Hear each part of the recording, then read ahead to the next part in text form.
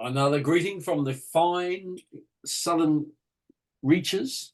Canterbury's a beautiful sunny day today. As you can tell, look, short sleeve shirt, wonderfully warm down here. No, actually, I'm lying to you. It's about 8 or 9 degrees outside, blue skies, but a little bit cold. How are you going, Frank? Yeah, pretty good here. It's a bit chilly here, but it's a beautiful clear sky. It's going to be a good day, I think. And my picture in the background today, for all you naval men, you'll remember this ship, F-77, the Blackpool. And we're the ones that are trying to put together a reunion at the moment. So I can tell you a few stories about that ship and the trips we had. I don't know whether we want to hear some of those, Frank. Yes. So Blackpool renowned for being the crew for being awarded the NZOSM twice. Yep. And I've got mission. to. You've got to. Yeah. Oh my God. I goodness. asked for my original one back. Oh, right. Yeah. So they sent it. Well, I'll be buggered. Yeah. Well, there you go, people. Just shows you that the award of medals is absolutely consistent across the years. Anyway, let's have a look at what's on the plate today. So on the 31st of this month at where are we? The Wigram Air Force Museum, Bernadine McKenzie's coming down to have a bit of a chat. I don't think there's question and answers because it's a big public venue. I noticed that. She'll just giving us a spiel, all those who turn up. 10th of May, which is next week, next Wednesday, there will be some case officers coming down from Veterans Affairs. The last I heard, there are 2 or maybe 4 vacancies. And the reason for the changes is that once Veterans Affairs get the knowledge of who's coming up and what the issue is, some of the matters are processed quite quickly. Like I think I was talking to Tom Turnbull on the 26th of April, and he was saying it was either 4 or 6 people had already had their issues dealt to. So it would seem that if you give them a bit of a prod, actually things do happen, which hasn't happened for a veteran I was talking to at a funeral the other day in Rangiora. So 86 years old, service in Malaya and Vietnam, has been waiting 19 months for notification as to whether an injury suffered in Australia on exercise qualifies for care under the VSA 2014. 19 months at 86. Never mind. Okay. Yeah. We won't beat them up too much. They do a good job most of the time. Yeah. And I think, as I said last week on a post on our Southeast Asian Veterans page, we've had the gaze of the media for a week, and now they've moved on to something different.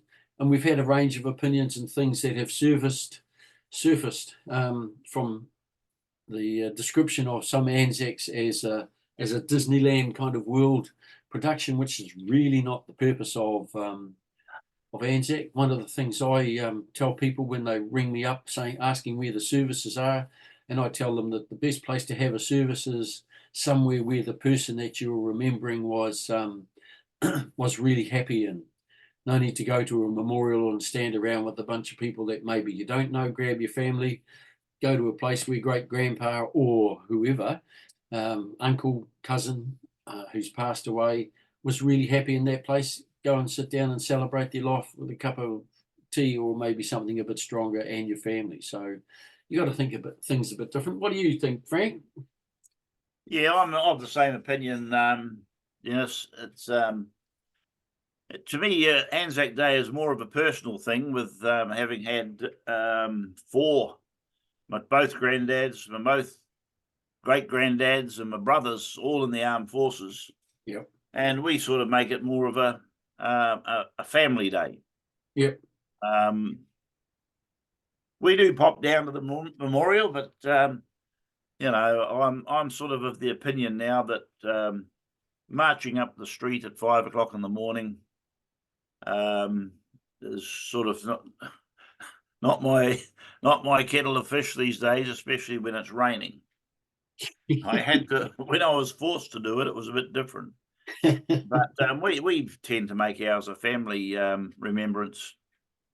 Yep, and I think the thing that I guess annoys me a little bit, to be frank, sorry about that, Frank, is that the services, I think, originally kicked off for those who served, to remember those who served with. And now we're getting all sorts of political statements. Uncle Tom Cobley and all wants to stand up and have a speech about this or a speech about that. And it's just not the core essence anymore. So I can support the kind of, let's do the show. I mean, where we were in Christchurch, look, it was great for the general public to be there, to come out and support all of those. And there was 2 big areas just full of people. Because I'm standing on the dais looking into the bright lights, I couldn't tell you how many people were there. I can only see as far as the veteran ranks. But it's actually about those who've served, going somewhere and remembering those they've served with, and families being somewhere where their family members can be remembered. It's not a political show. It's not the mayor after votes or whatever it might be. It's really about the getting back to the roots of the issue, which is servicemen and women remembering those they've served with and paying their respects to those who've passed. That's my view. Frank, what do you think? Am I off? Yeah, no, I'm very similar opinion there, Dennis. That's for real. Good on you. Thank you for that little bit of support. And one of the other things that popped up in the under the media gaze was, I think it was Minister Pink being interviewed on the Hui program, and he was telling us that we can do better. Well, from the stories I get to hear, you don't have to do a heck of a lot to be doing better. Quite small increments in the way people are taken out of the queues and get their claims processed. A bit more communication, perhaps, to those who have got an application in on semi-regular basis, which may put some more workload on those who are the case managers. But it doesn't do to be sitting in a queue for 19 months and not knowing what you can do. And during that time, of course, your health, if you're not getting any attention to that, is going to take a downward spiral, and your quality of life takes a downward spiral. Yeah, look, I'm aware, like everyone else today, the government's got to trim back. Yep, happy with that. Yep. Hey, yep. Our people who served have done their time. They need to be looked after. And I don't know if you saw, there was a letter on Facebook the other day with regards to the decision on giving the Operational Service Medal to the boys that went to Moscow. Oh, yes. And how they were politely turned down again. It's just no logic in it that you are offering operational service, but there's no recognition medallic-wise. Yeah. And same with us, we're offered medallic recognition, yes, but no operational recognition, and yet it says on the medal, for operational service. Yep. So it's such a basic thing, basic thing that can be fixed, done overnight, everyone's happy. Yep. But no, we got to keep plodding away.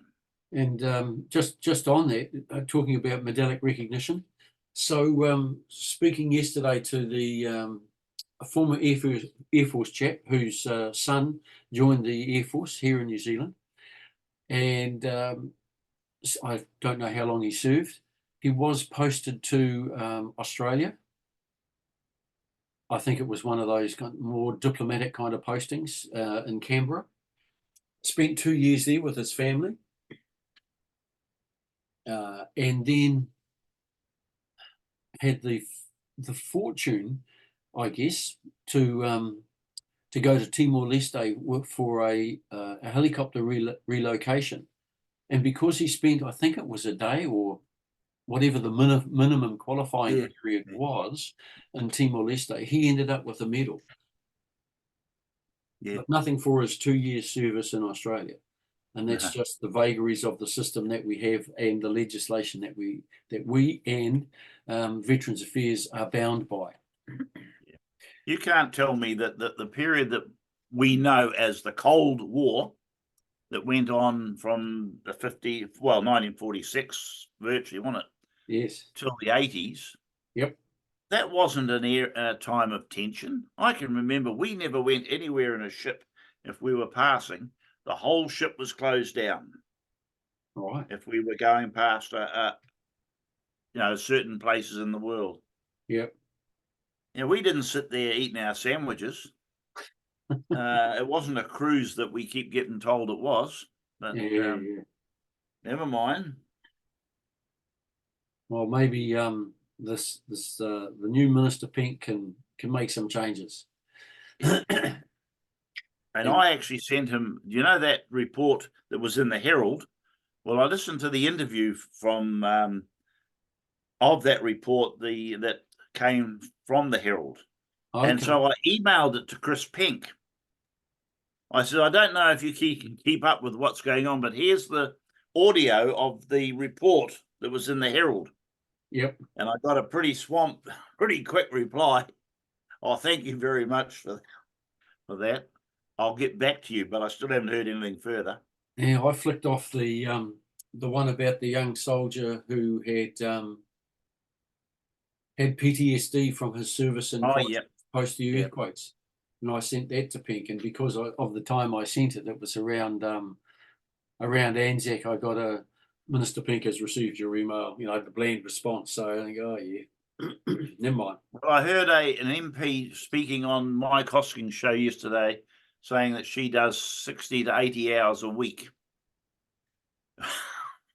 So Mr. Pink, you've got a lot of time there spare. Read some of our letters. One of the things that struck me, so around Anzac I do, not for the Southeast Asian veterans, more for the Christchurch RSA, services in some of the retirement homes. Yeah. And one of the things that struck me is that, because I asked them, I said, well, what do you think a veteran looks like? What do you think someone looks like who's served? What's, and they're all saying, well, someone about our age, grey hair, a few medals. And I said, yeah, but that's totally wrong. Modern veterans, what we've lost is this imagery of post-World War I, post-World War II, when those two groups of about 100,000 at a time came back from service. Yeah. Some of them were in their early 20s through to their early 30s, mid-30s. So really quite young, which is the case today with those who served post-1990. At the top end, maybe late 40s, early 50s. And we don't know how many of those people interact with the general public. Could be they've got a job, they might be a sparky, or they could be serving you coffee, or who knows. But the general public don't know that they're veterans. And because we've been sensitized to a view that says a veteran is an old guy with grey hair and a row of medals in a wheelchair, shedding a few tears on Anzac morning or the day before Anzac, that's the public perception of what a veteran is. And I take my hat off to the RSA, because they've been trying to change that view. The recent stamp release, all the younger people who were in that, and the advertising that they did pre-Anzac Day for the Poppy Appeal, so younger people again being targeted. So the general public actually have to be educated about the age of those who've served. And secondly, I think they need to give the mana of a veteran to those who serve those younger people. Because if you disrespect their service by saying, oh, those are your grandpa's medals, you've got them on the wrong side, or whatever it is, and I've heard of a couple of cases of those, some anecdotal, but from people who've had it happen to them, then the public needs to be educated to give to those veterans, those people, the honour and the pride of being classified as a veteran. So there you go. That's my I'm starting to sound like a bloody lobbyist. No, you're not a president, are you, of an RSA? Well, yes, I am actually. Well done, well done. So there you go, folks. Look, that's me for the moment. Frank, do you have any? The only thing I just want to tell all you Navy boys out there, as you see in the background there is the Blackpool F-77. If you served on that ship from the day we picked her up in June 1966, right through till we went to Malaya, Singapore, and then back down to New Zealand, and then a couple of trips after that. If you're interested in getting together for a reunion, and we're running out of time because most of us now, the youngest ones or the oldest ones of us, well, no, we're no longer the, we would have been the youngest ones because I was only 16. Give me a yell. Just PM to me or go onto the Blackpool F-77 site and fill in the form, because I think it'd be good if we get together for a last fling. And it won't be a big weekend. It'll only be a few hours. Something to do with age, Frank? That's it. Age shall not weary them. Yep. So the other thing too, you were talking about is a establishment of some kind of commissioner or something in the UK. Yep. I was just reading through I get the defence thing from the UK every day. And they've just set up a position called the Veterans Commissioner. And the idea of the Veterans Commissioner, he's to be dedicated to the advocating for veterans, between veterans and Veterans Affairs. He's an independent voice, and he will help veterans. Now, there's a lot more coming out about it shortly, so I'll be interested to read it. It's a bit like the Kawatanata, is it, that we had that disappeared when Ron Mark disappeared? The Kawanata. We never heard of things since. Yep. But I'd be interested to have a look at that and keep Mr. Penkin up to date. So one of the other things that pops out of that is, so in Australia, we've got the Defence Honours Awards Appeal Tribunal. So I think that's a good model. And now we've got a commissioner in the UK to handle Veterans Affairs. Combination of both of those things operating in New Zealand only goes to serve those who've served and benefit them. So the creation of those here in New Zealand would be a good step. It would be. Cool. Okay, so Frank, our time is starting to run. We've been prattling too much. We have about a little over 10 minutes. So crossing the bar today. Yeah, well, I've got 3 today. Where have I put them? Here we go. NZ8713 Phillips, Arthur Joseph, Royal New Zealand Navy. He joined as an ordinary seaman, World War II, and then he joined the New Zealand Artillery, 616509. He crossed the bar peacefully on the 27th of April 2024 in his 101st year. Wow. There are no further details on the funeral arrangements. Then we have Hill, Padre Tom Hill. Quite a few will remember old Tom. Tom crossed the bar on 25th of April 2024, Central Coast, New South Wales, after a long illness. And at Tom's request, only a private family gathering has taken place. And now we have a good friend of mine, A18055, Diamond Warwick Donovan, commonly known to us all as Tubby. He was a Petty Officer Electrician, Royal New Zealand Navy. He crossed the bar on Anzac Day, 25th of April 2024.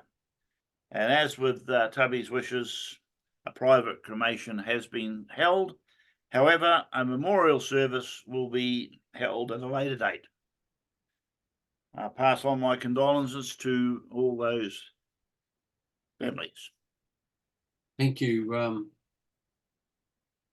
Thank you, Frank. So I have a couple of 3. 839039, Thomas S. Piahana, RNZASE. Call time on the 23rd of April. aged 80 and marched off. Thomas served in one NZ regiment and one RNZIR between 1963 and 1965. 210666 Roger J. Short, RNZ Artillery, called time on the 16th of April 2024 in Engadine, Sydney, aged 82. Roger, who was originally in the TF, enlisted on a one-year engagement and served with 161 Battery in 1966-67 as the battery surveyor driver operator, and then became the first PX manager at Nui Dat. 41409 Main Manson passed away on the 28th of April in Vung Tau, Vietnam. Main served as an artillery forward observer with the Australian Rifle Companies. 38841 Warrant Officer Second Class retired, Wilford Stuart Neshausen, RNZ AOC, so the old Ordnance Corps, called time on the 29th of April 2024, aged 84. Stu served in Vietnam with the logistics support element attached to 161 Battery at Wen Ha, and that was between 1965-66 as a corporal. Apparently he was well renowned within the softball arena within the services. And again, as we have in the past, and as Frank has mentioned, we offer our condolences to all those families. And if there is any issues that you need some help or advice with, post the passing of a loved one, don't hesitate to get in touch with someone through SIAVA or the local RSA support person to offer advice and guidance as to where to best get some support. They shall grow not old, as we that are left grow old. Age shall not weary them, nor the years condemn. At the going down of the sun, and in the morning, we will remember them. We will remember them, lest we forget. Thank you, Frank. Thank you, folks, for joining in, having a gander, see what's going on. We'll be back, not on a Thursday, but Wednesday. Both Frank and I were a wee tad busy yesterday, so unfortunately we couldn't do it. But next Wednesday, have a look. Around midday, we'll be up on the screen somewhere. Take care of yourself. Take care of your mates. Don't forget them. Give them a ring. Have a chat if they need help and or support. Help get in touch with the local RSA and see what can be done to assist them, either through the RSA support network or stream them into Veterans Affairs if they qualify under the Act. Yeah. So that's us for today. And don't forget, if you served on the Blackpool, let me know. Bit of free advertising. Well done, Frank. Good on you, folks. Okay, we'll catch you next week, and that's us for today. Have a great day.